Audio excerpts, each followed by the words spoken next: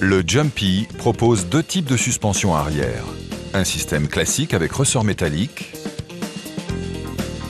et un système innovant avec ressort pneumatique, permettant une correction automatique de l'assiette arrière. L'utilisation de ressorts pneumatiques permet d'offrir d'excellentes prestations en charge tout en ne dégradant pas le confort à vide.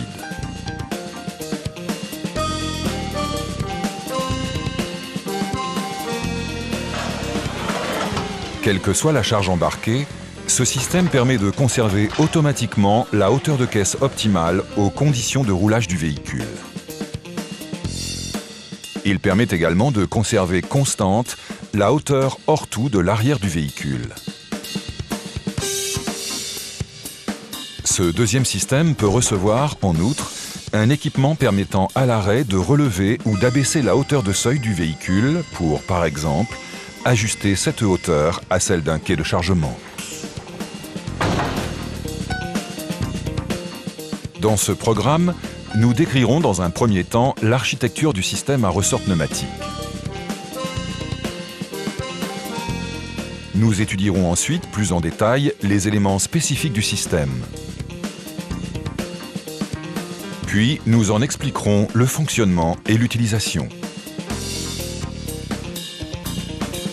Et nous terminerons par la description des interventions spécifiques.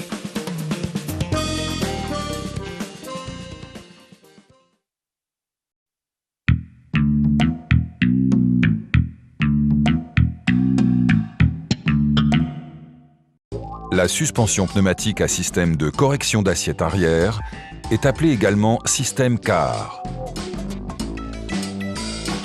Le système est constitué principalement d'un compresseur, de deux ressorts pneumatiques, de deux capteurs de hauteur de caisse et, selon équipement, d'une réserve d'air. L'ensemble du système est piloté par le calculateur CAR, placé dans le compartiment moteur. Sur l'essieu arrière sont placés les deux ressorts pneumatiques de suspension, ainsi que les deux amortisseurs de type hydraulique classique. Le compresseur est situé sous le plancher côté gauche. Deux canalisations grises et noires permettent les liaisons entre compresseur et ressort.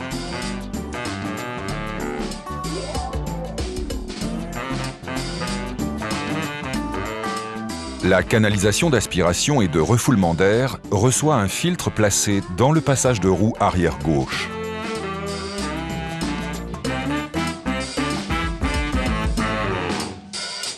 L'air est aspiré dans l'habitacle.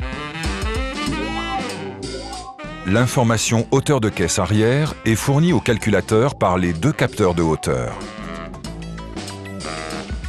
Ces capteurs sont fixés sur la caisse et reliés au bras du train arrière. Un bouton d'inhibition permet la neutralisation du système. Un bruiteur situé à l'arrière gauche signale tout changement d'état du bouton d'inhibition. Si l'option correction d'assiette manuelle ou CAM est présente, le système comprend en plus une réserve d'air placée sous le plancher côté droit,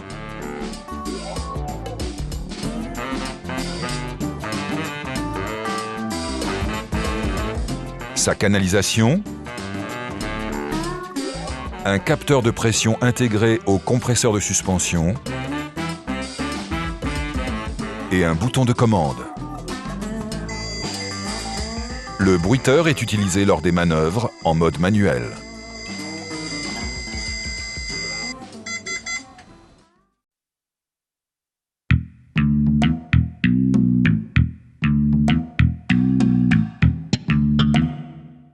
En assiette nominale, les ressorts pneumatiques ont une contenance de 2,5 litres d'air. La pression interne moyenne est de 4 bars.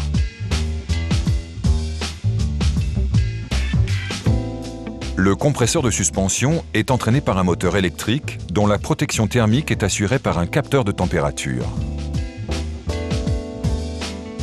Le mécanisme du compresseur fonctionne dans un carter sans huile et le roulement de la biellette est graissé à vie. Le piston reçoit un segment téflon. Le compresseur intègre 3 électrovannes, une pour chaque ressort, et la 3e sur le circuit de refoulement.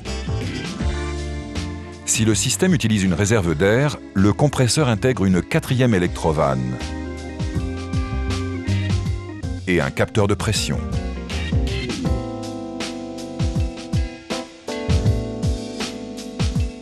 Présence également d'un clapet anti-retour.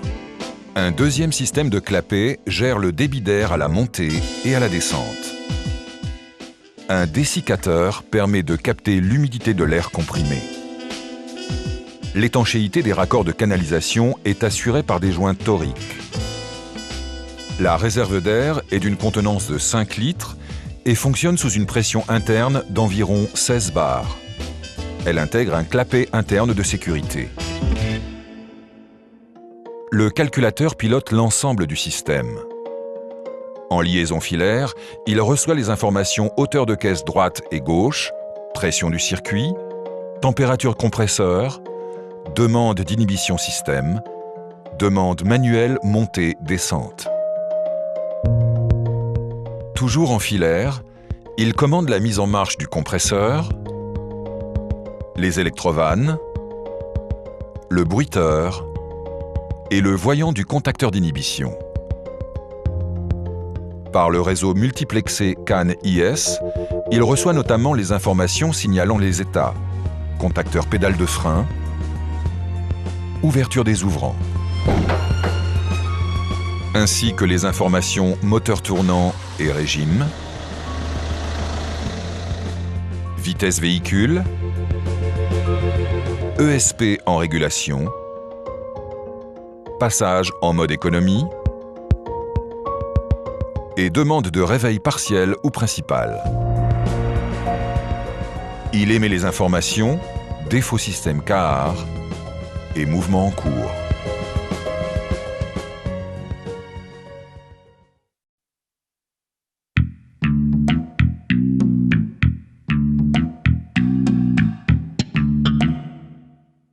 Au déverrouillage ou verrouillage du véhicule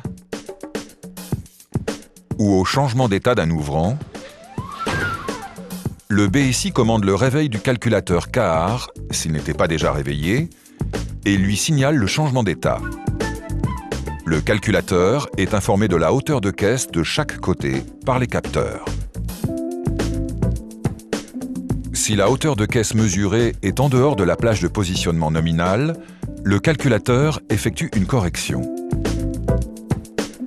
Pour commander une montée, le calculateur pilote le compresseur, puis ouvre les électrovannes des ressorts pneumatiques jusqu'à obtenir la hauteur de caisse nominale. La réserve d'air, si elle est présente, ne sera pas utilisée pour cette manœuvre.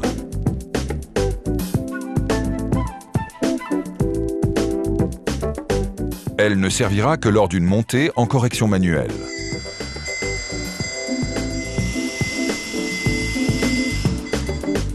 À l'inverse, pour la descente, il ouvre les électrovannes des ressorts et l'électrovanne de refoulement.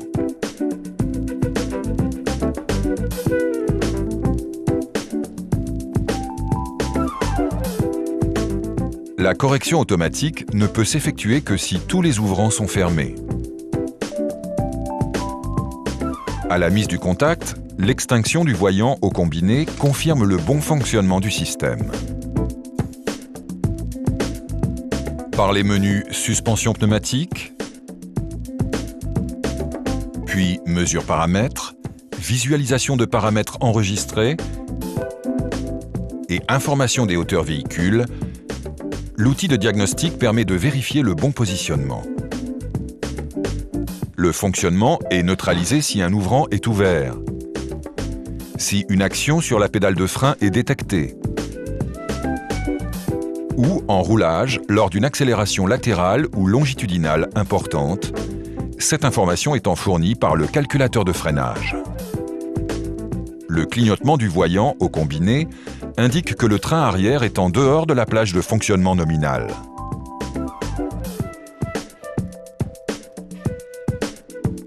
Un allumage fixe indique un défaut important du système. Par ailleurs, 30 minutes après la coupure du plus après contact, le calculateur CAHAR effectue une correction d'assiette si nécessaire et si le système n'est pas inhibé. Il continue à surveiller la hauteur de caisse arrière, et ce, toutes les 72 heures. Et il commandera une correction, si nécessaire, après avoir vérifié la tension batterie.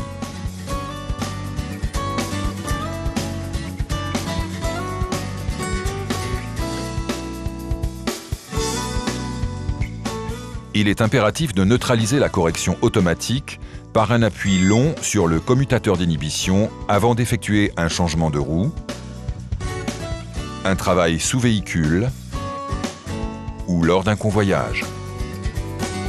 Pour sortir du mode inhibition et repasser en correction automatique, réappuyez pendant 2 secondes sur le commutateur ou roulez quelques instants à faible vitesse en dépassant 10 km/h.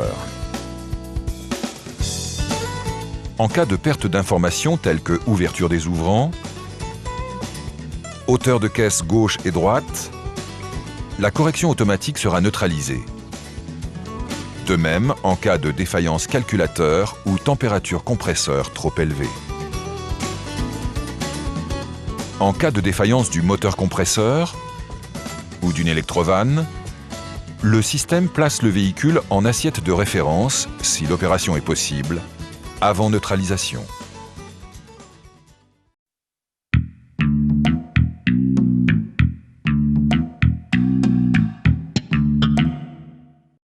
La correction d'assiette manuelle permet à l'utilisateur d'ajuster la hauteur du seuil de chargement. Véhicule à l'arrêt, l'utilisateur doit ouvrir au moins la porte arrière droite avant d'actionner le commutateur de montée-descente. Un bip discontinu est émis pendant toute la manœuvre. Un triple bip signale l'arrivée en butée logicielle haute ou basse, ou en position assiette de référence. Par les menus suspension pneumatique, puis mesure paramètres, visualisation de paramètres enregistrés et information des hauteurs véhicules, l'outil de diagnostic permet de vérifier le positionnement.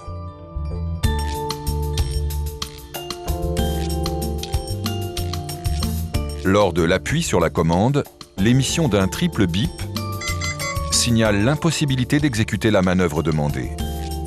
Le passage en mode économie d'énergie ou une action sur la pédale de frein rend inopérante la commande montée-descente. Par un double appui bref sur le commutateur, à l'inverse de la position du seuil de chargement, il est possible de revenir en mode correction automatique et de replacer automatiquement le véhicule en assiette de référence. Le passage en mode correction automatique peut également s'effectuer dès que la vitesse véhicule dépasse 10 km/h.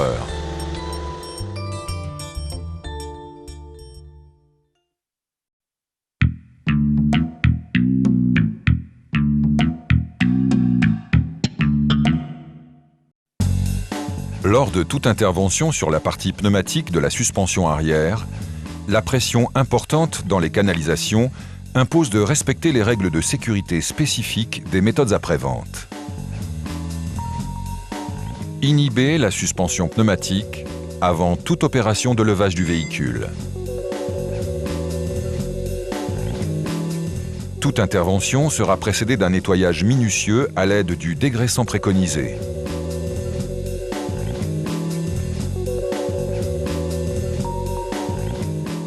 La détection de fuite s'effectue à l'aide du produit classique générateur de bulles. Pour la dépose des canalisations, un outillage spécifique a été développé. Son utilisation est impérative. Par un appui sur la bague, l'outillage permet de dégager les griffes de maintien de la canalisation.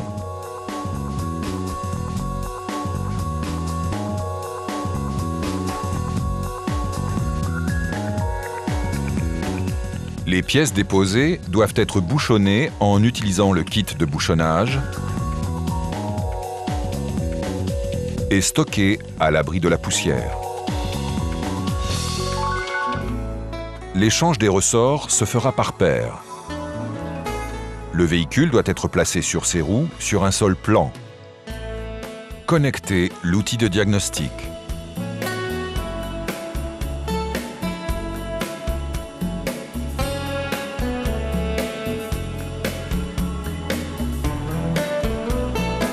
Par les menus suspension pneumatique,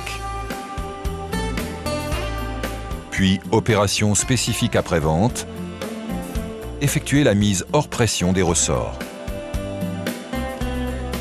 L'opération dure environ 3 minutes.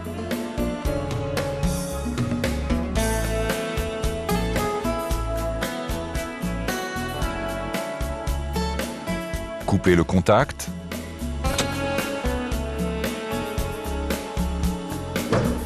Et en respectant les préconisations des méthodes après-vente, débranchez la batterie.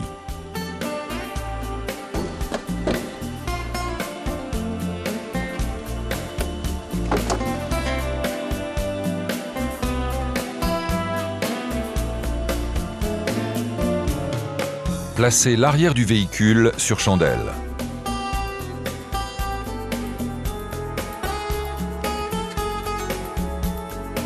Attention, quand le système est hors pression, des cales de maintien spécifiques permettent, si nécessaire, de replacer le véhicule sur ses roues sans détériorer les ressorts pneumatiques. Placez alors le triangle rouge prévenant de l'état de la suspension arrière. Après nettoyage de la zone d'intervention, désaccouplez la canalisation. Bouchonnez le ressort et la canalisation.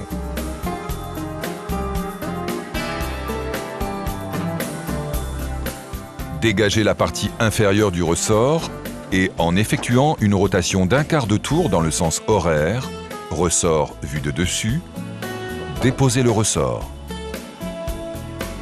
Lors de la manipulation, évitez, sous peine de destruction, toute torsion ou pliage vertical du ressort. Si le ressort doit être stocké, vérifiez que la membrane est bien enroulée sur le piston inférieur. Effectuez également cette vérification avant toute repose. Les ressorts comportent des indexations côté caisse et côté traverse. Mettre en place le ressort sur la coupelle supérieure en effectuant une rotation d'un quart de tour dans le sens anti-horaire. Vérifiez à nouveau l'enroulement de la membrane sur le piston inférieur. L'arrivée d'air doit se trouver dirigée vers l'arrière. Vérifiez le positionnement en partie inférieure. Déposez les bouchons.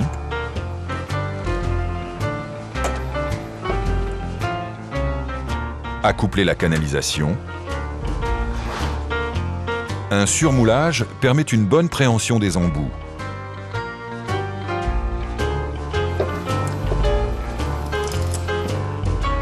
Un double repère permet de s'assurer du bon clipage. À la repose, un seul repère doit rester apparent. Rebranchez la batterie. Par le menu Opération spécifique après-vente, procédez à la mise en pression des ressorts. La mise en pression s'effectue toujours roue pendante. L'opération commence par le ressort droit. Elle comporte 3 étapes de remplissage. Après la première étape, vérifiez sous véhicule le bon déroulement de l'opération. Effectuez la deuxième et la troisième étape.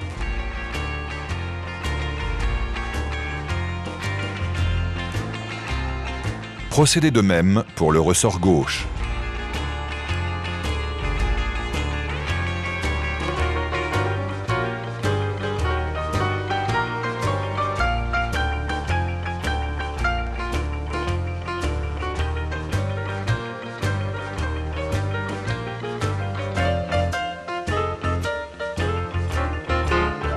Reposez lentement le véhicule sur ses roues. Fermez tous les ouvrants et effectuez une lecture défaut. Par les menus Mesure paramètres, Visualisation de paramètres enregistrés et Information des hauteurs véhicules, vérifiez que la hauteur de caisse arrière est correcte. Mettre en marche le moteur et vérifier l'extinction du voyant au combiné. Après toute intervention sur un élément du train arrière ou un échange du calculateur, il est impératif de procéder à un apprentissage de l'assiette de référence du véhicule. La mesure s'effectue par différence entre les hauteurs de caisse et d'axe de roue.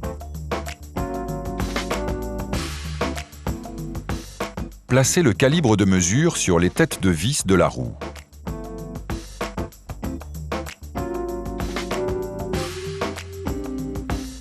Côté gauche, mesurez la hauteur de l'axe de roue.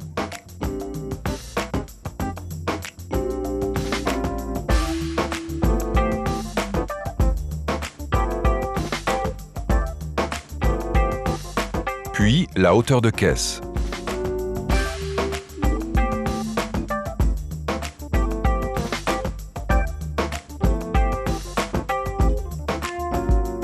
Effectuez les mêmes opérations côté droit.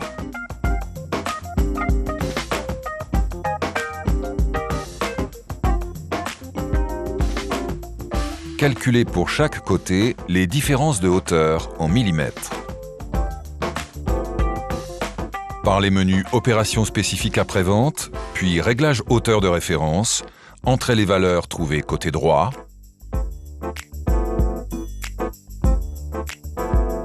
puis côté gauche.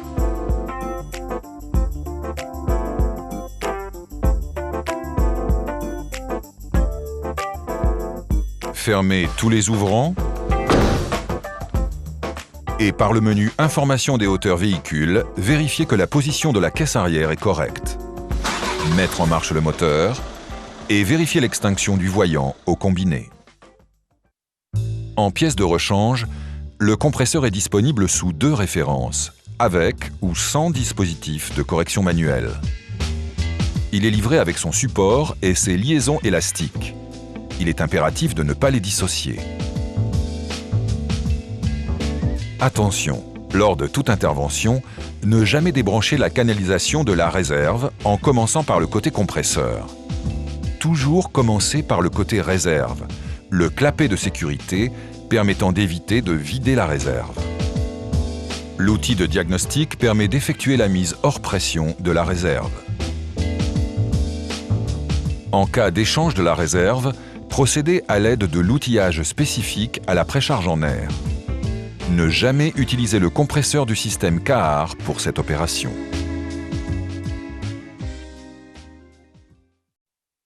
Ce nouveau système de suspension pneumatique permet d'offrir à l'utilisateur des performances excellentes, à la fois en termes de confort et de tenue de route, et ce, quelle que soit la charge embarquée.